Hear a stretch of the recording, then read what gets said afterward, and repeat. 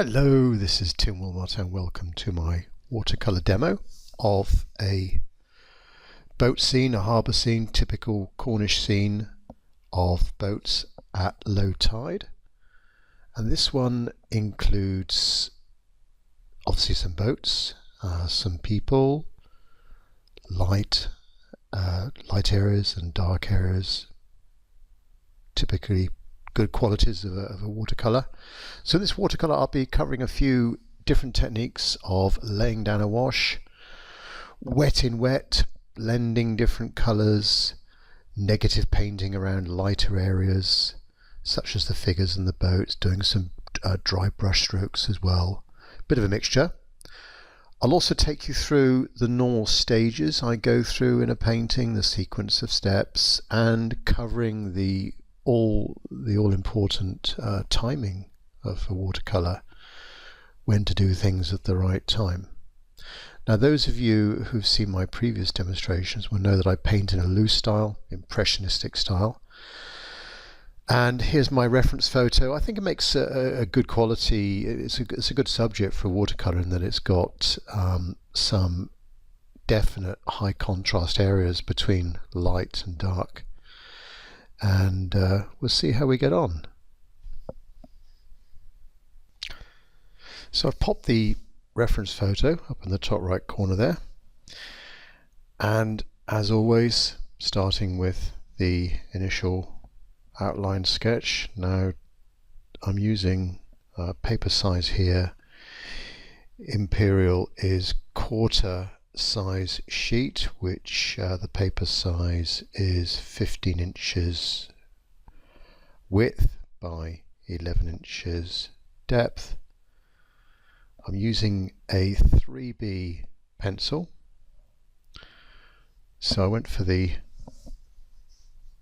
just a rough outline of some highlighted areas in the background there. Now I'm concentrating on the boats in the middle ground, just thinking of the shapes here of the tops of the boats. Now I'm just interpreting my photograph. It's not an exact copy. I'm sort of making it up as I go along, and having a mixture of different boats here with some different types of structures on the top of them.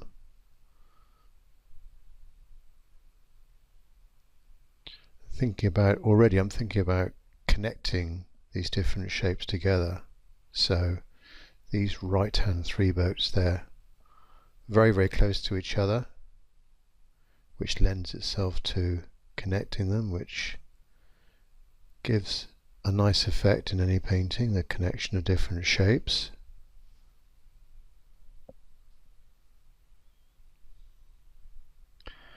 Right, the base of the harbour wall, which is going to be quite dark, as you can see in the reference photo. Need to get that absolutely right in connection with the middle ground boats there. Now, just some structures here, the fenders on the side of the boats actually can be quite effective in making boats look like boats by just adding the fenders and the back engines.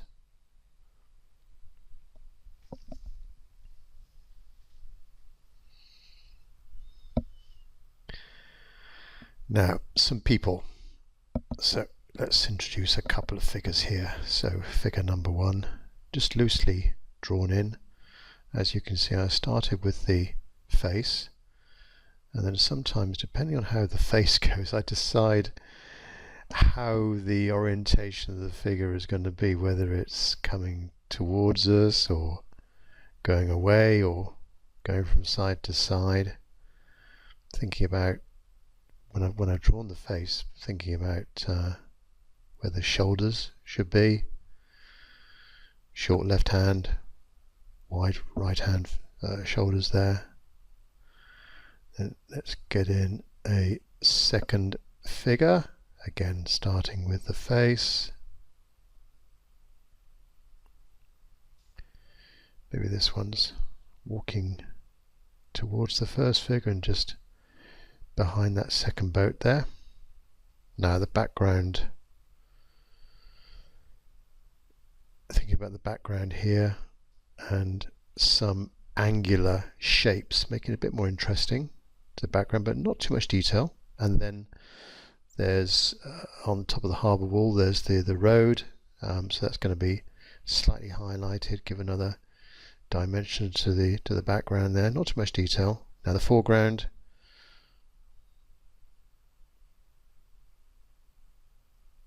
this being low tide, I'm adding in some lines to guide the eye to the boats, and introduced, that isn't actually in the reference photo, I've introduced here a puddle, an accumulation of water here where I can get a reflection into that to add a bit more interest to that foreground.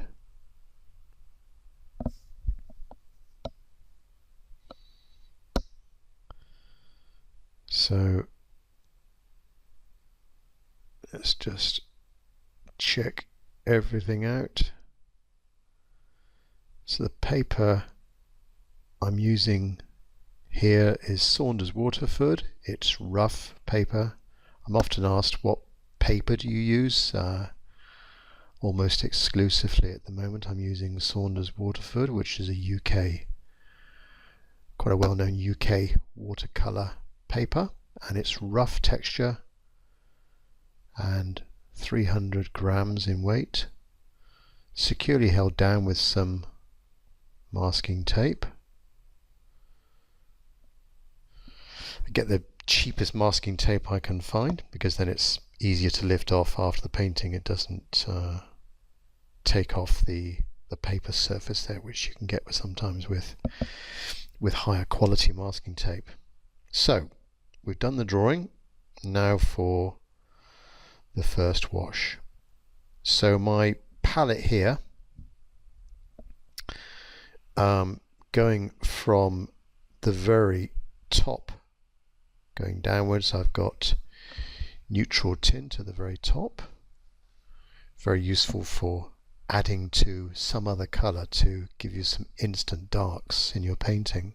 So it's neutral tint, and then below that I've got burnt umber, and then burnt sienna, and then there's yellow ochre, and then we've got viridian green, cobalt turquoise or cobalt green, then we come into the blues, the cerulean blue, cobalt blue, ultramarine blue, and then we're coming into some reds. We've got alizarin crimson, light red, cadmium orange, then right down the bottom we've got a yellow, cadmium yellow.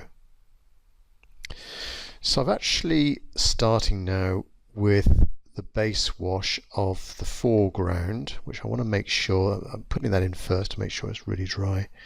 And as you can see here, as I'm adding in this wash with a medium mop brush, it's a synthetic mop brush from the actual make is Raphael, it's a French make, and I find that the Raphael brushes are very, very soft, very similar to natural hair, but it is completely synthetic. Right, so I've done the foreground, now with the background, base coat of the background, and imagining there's some buildings here, so we're interpreting that background as buildings. Think about that diagonal area, top right corner. Predominantly here I'm using ultramarine blue and burnt sienna, but I'm trying to make it fairly warm for that road, that angular line that's gone from left to right there above the boats. That's going to be the road. It's going to have a few areas left there. So now bringing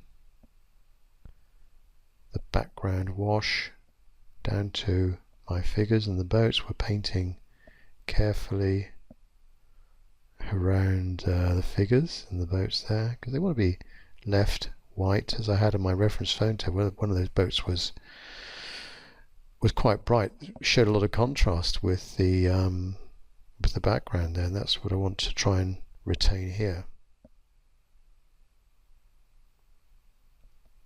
So as that background is still damp and moist, I'm adding in extra pigment to it.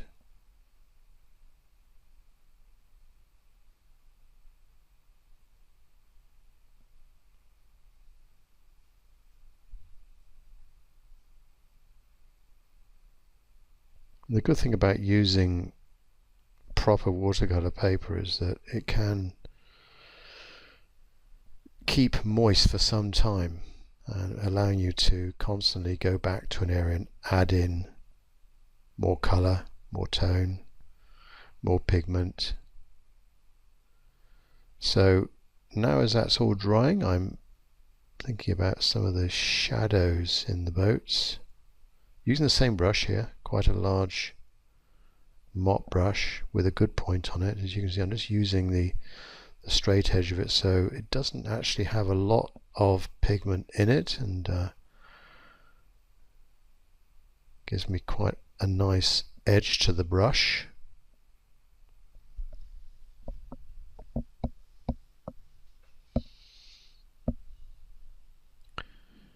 Second boat here. Trying to think about adding in different colours. Right hand side of that third boat.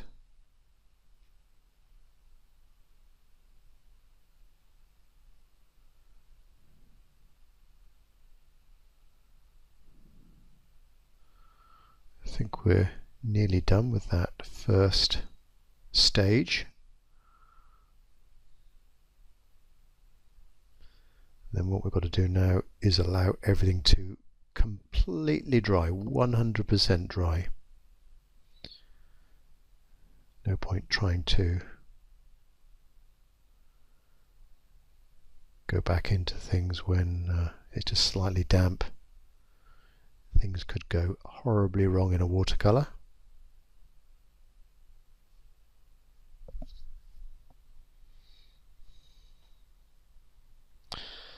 So now going back into the foreground that's been left to dry, and now adding in a second wash, almost like a glaze over the initial layer, a bit warmer.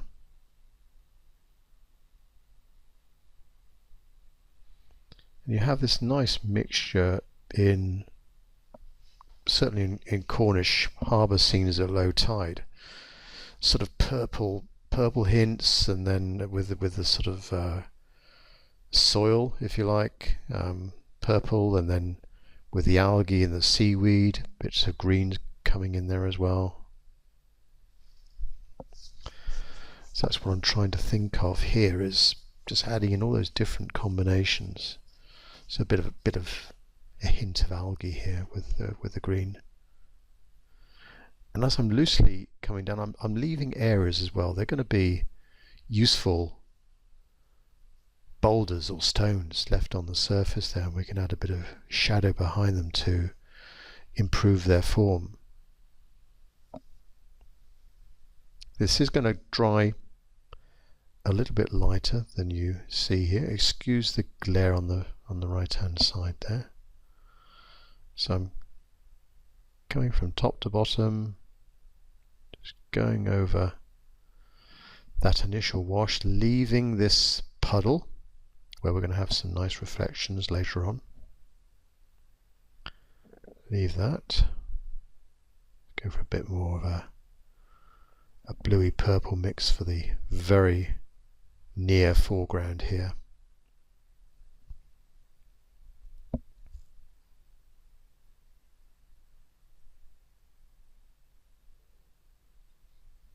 So I'm working quite quickly.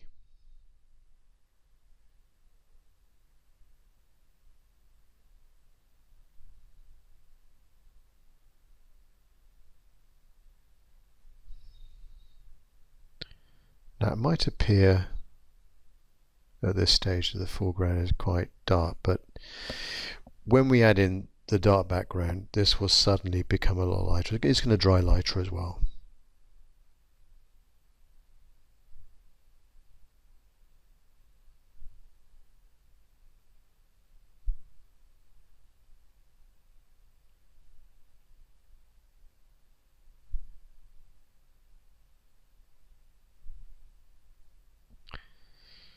So I've just shut down the sound of my hairdryer here, speed up the process with the hairdryer.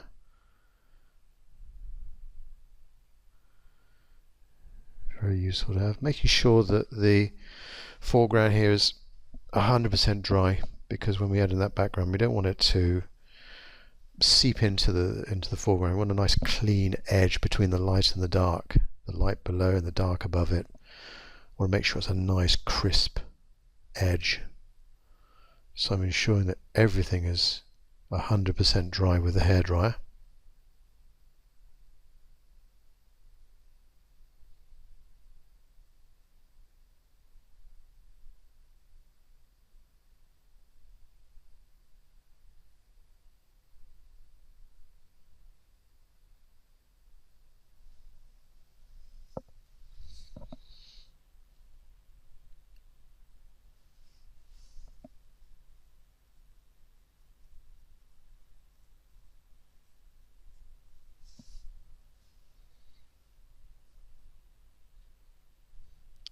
Just spotted still a bit of dampness in the painting.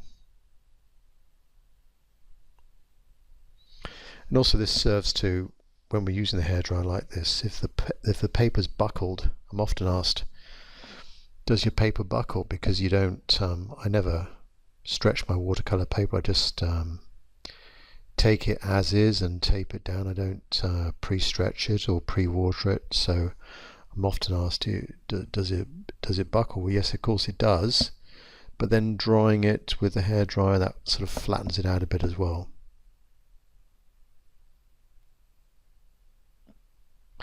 So we're now going for the background. Very dark here. Painted in very loosely, as you can see, with predominantly ultramarine blue, bit of burnt umber, neutral tint as well.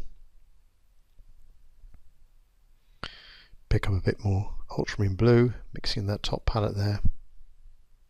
And we're coming down to this road above the harbour wall. Picked up a bit of alizarin crimson to make it a little bit warmer.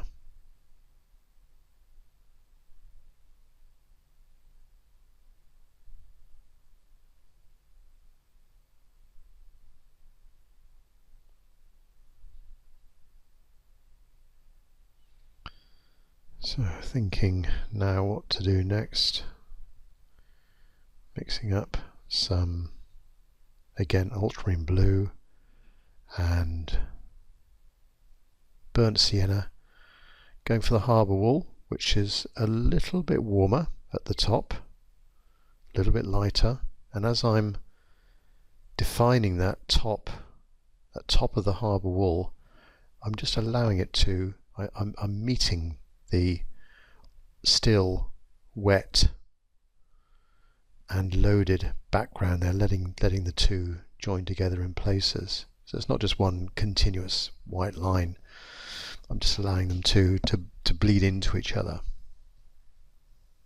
Now we are going to get quite dark as we go down here, so I'm conscious of trying to, as I'm coming down, adding in a bit more pigment, and in the end going really quite dark by adding in some neutral tint, which is a quick way of adding in some darkness, adding in some deep shade.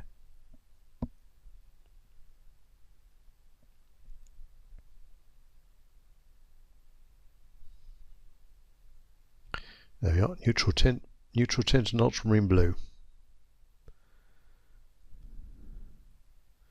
Conscious not to use completely neat neutral tint. That could make for something quite boring. Need to add something to it.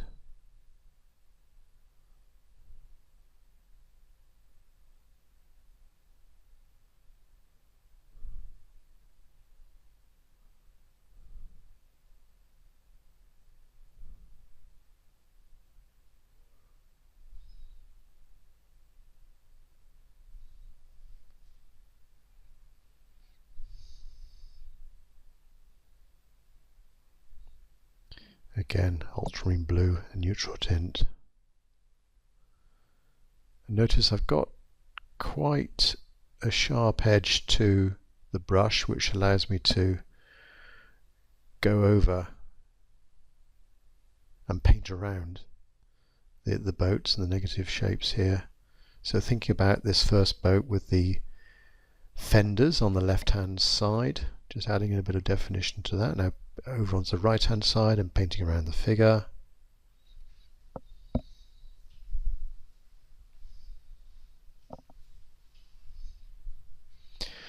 Then over to figure number 2, paint around the head, shoulders, come down the body, back to figure number 1.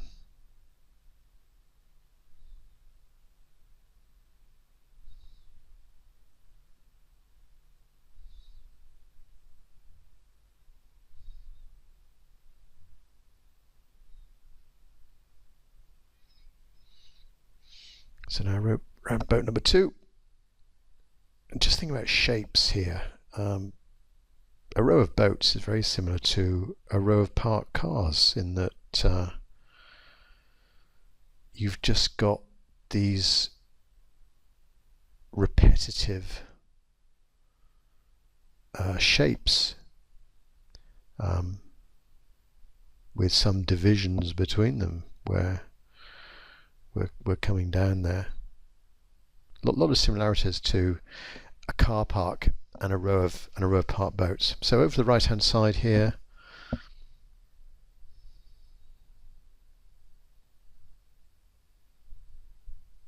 maybe some indication of something different there in the background, boulders, or maybe some other boat on a slope.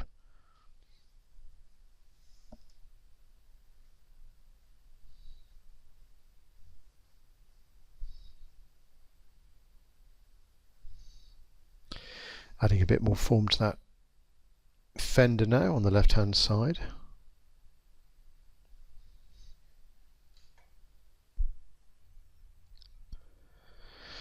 So that's the background done. Let's now think about the boats. Our primary focal points of the painting.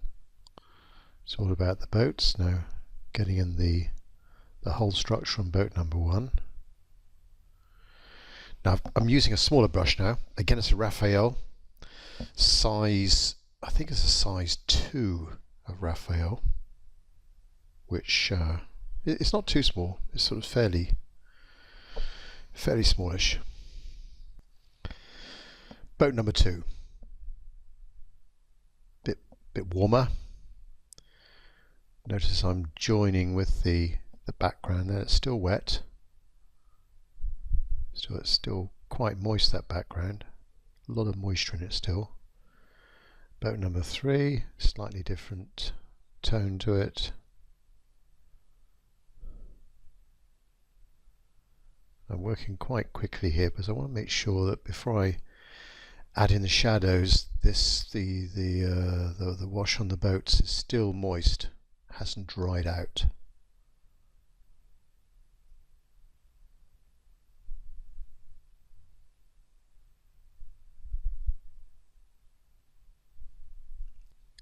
So let's think about the shadows now.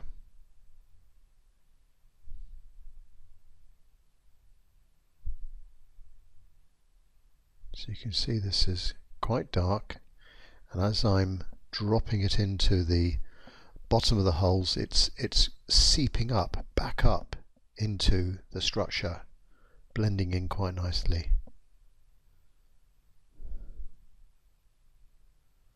So I could join boat number 1 to boat number 2 with some shadows if I wanted to. Boat number 2, same procedure, dropping in very gently some darker shadows there. It's seeping back up into the structure.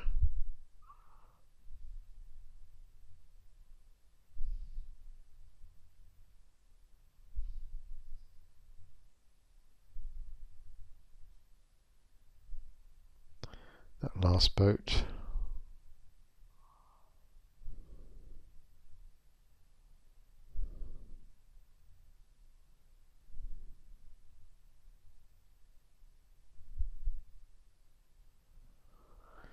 Close up some of the gaps. That background wall is still quite moist. You know, it's been quite a few minutes now since we were painting that. I'm just dropping in some darker colours there of the structure of the wall. Some darker areas, just adding a bit more form to it. So it's not too boring.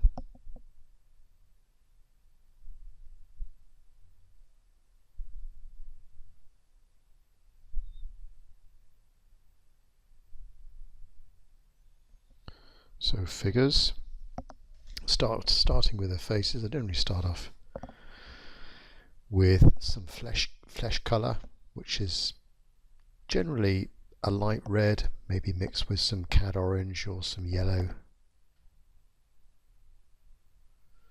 Now down to their bodies. Let's make this first figure quite blue.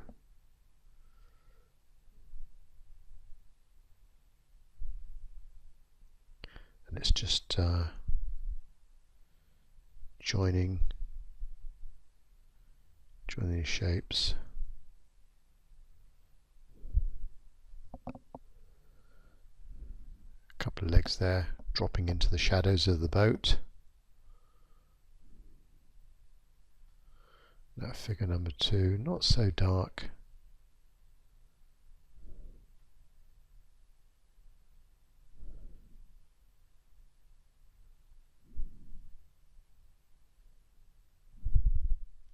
Now I've got some darker paint now, and the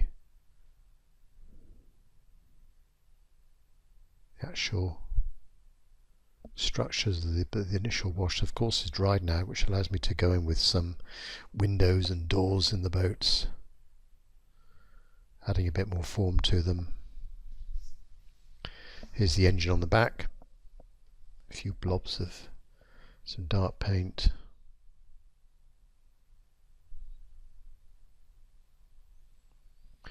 Getting some alizarin crimson.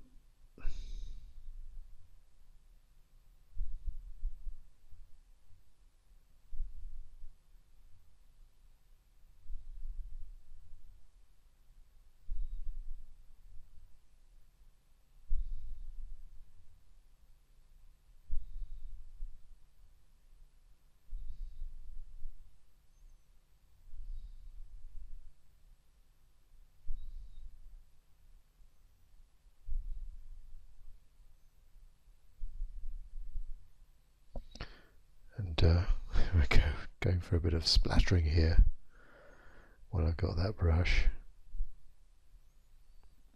And timing is everything with the splattering. You can't do splattering when the paper's too moist or too dry. If you leave it too dry, then you just nothing happens. If you do it too soon, then really you just have a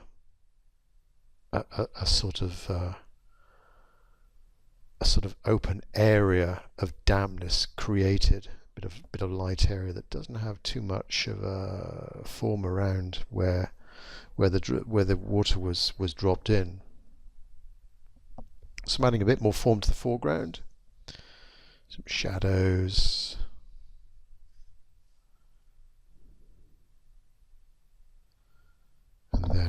Now in this puddle we've got the reflections of the background, where we're going to utilize that angular background in the top right corner, that angular shadow there, replicated in the puddle. And now those handy little areas that were left unpainted, they instantly become stones with some shadows behind them.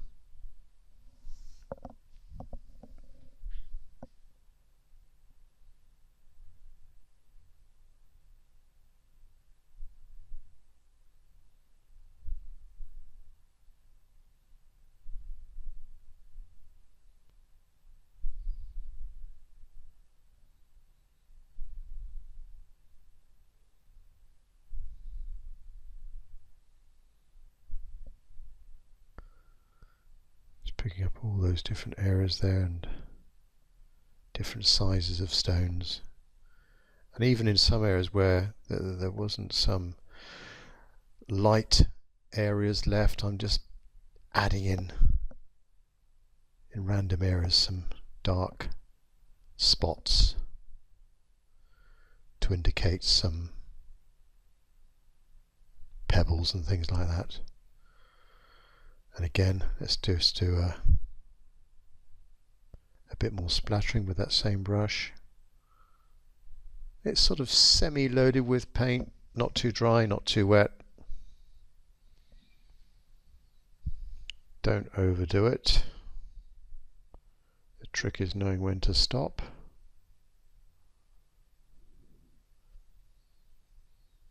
And also, you'll notice here I'm doing it in a certain direction as well, which just aids it can aid the composition and leading the eyes in, where you've got the row of spots from your splattering technique, leading the viewer into some focal point in the picture. Now I've got a small synthetic brush now, and picking up neutral tint, quite dark, or pure neutral tint, quite thick, adding in the engines at the back of the boats.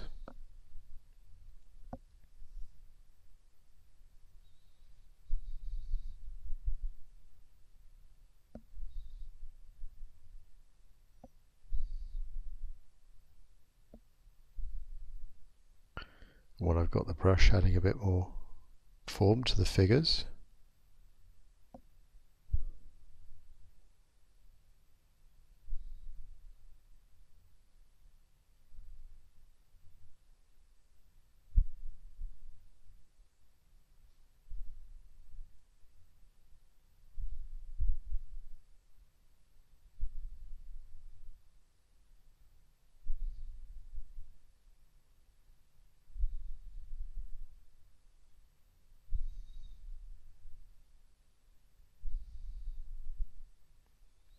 A few lines here, again just helping the composition. And notice how these diagonal lines here are mirroring the road in the background. So we've got above we have some angles going top left to bottom right, and then below we've got bottom left to top right.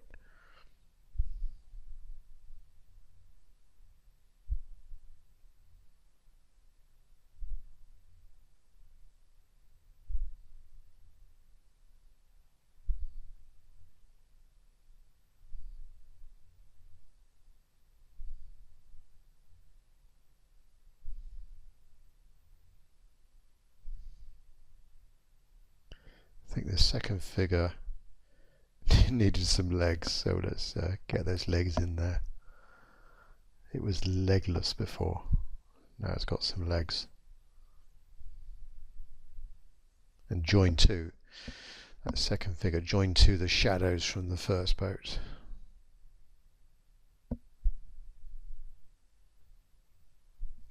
Now, with a fairly dry brush here, we're adding in what I think is quite important, some line around the top of the hull.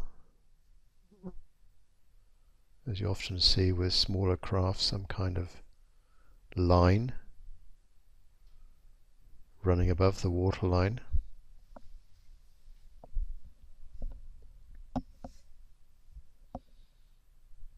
Now adding a bit more form to that boat fender on the left hand side.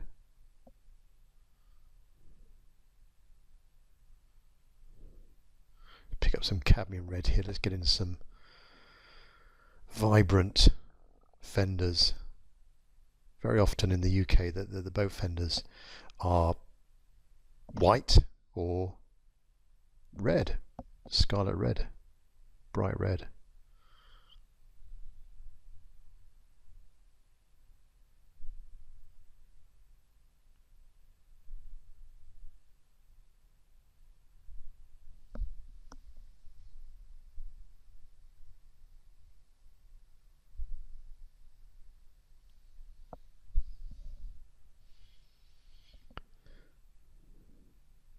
Just adding a bit more details there with that small synthetic brush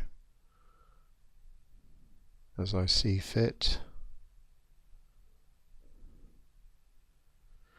Right, so out with the hairdryer again, making sure everything's absolutely dry. We're nearing the final stages of the painting now. I want to make sure everything is really dry, 100% dry.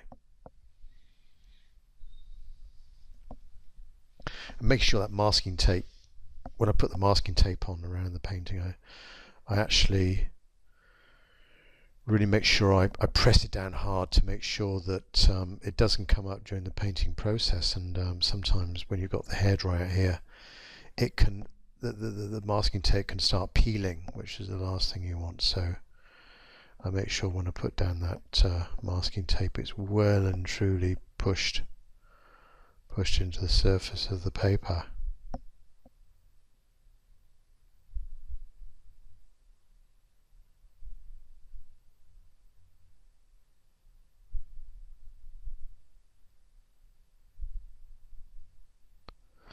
So I've got the smallish synthetic brush here, and I've picked up straight out of the tube almost some white gouache.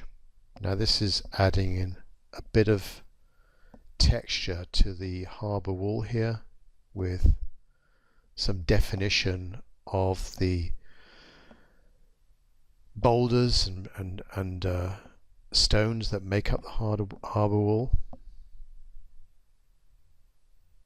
with the lighter mortar between the two. Not to overdo it. I'm not painting in every single brick or boulder. We're just giving an indication of an impression of in different areas that white mortar appearing.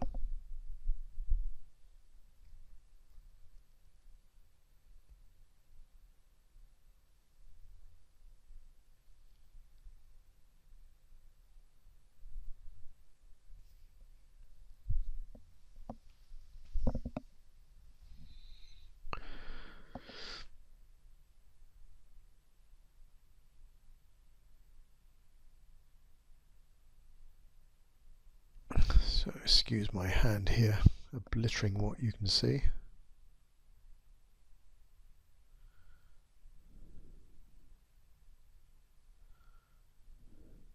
So now we're adding in some ropes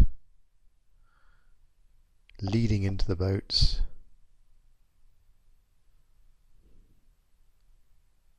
Again, we're in a way we're connecting the middle ground to the background, and we'll so with those background ropes, we'll also have some foreground ropes as well, in a sort of curved fashion. So the top ones are fairly straight, but we're going to have nice little curves here, snaking its way across the surface of the harbour.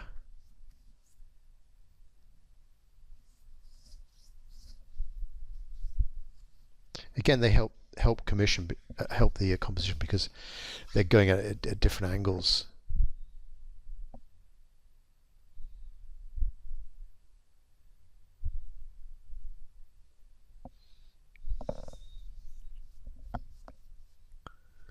And what we'll do is we'll add in a bit of shadow to these ropes as well.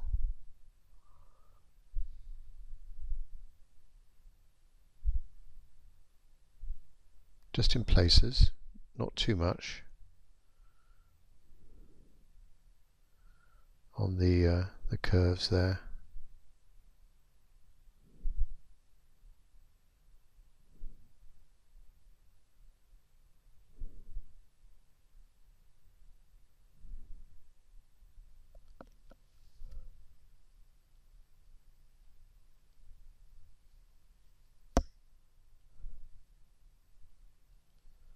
Really does make a difference to those highlighted rows. Just adding in a bit of shadow, as I say, just in places, not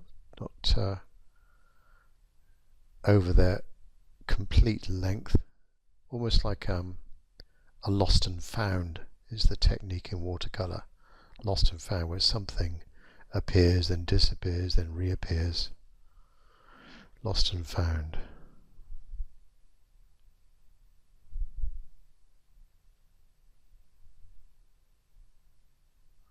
So still with this white gouache, I'm just picking up different highlights here, the engines, where the sunlight is hitting brighter bits of metal.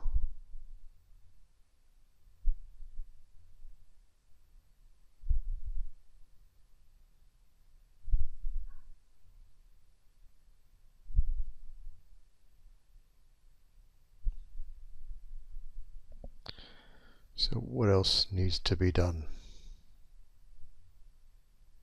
The trick is knowing when to stop in watercolor, or indeed any painting. To know when you're done.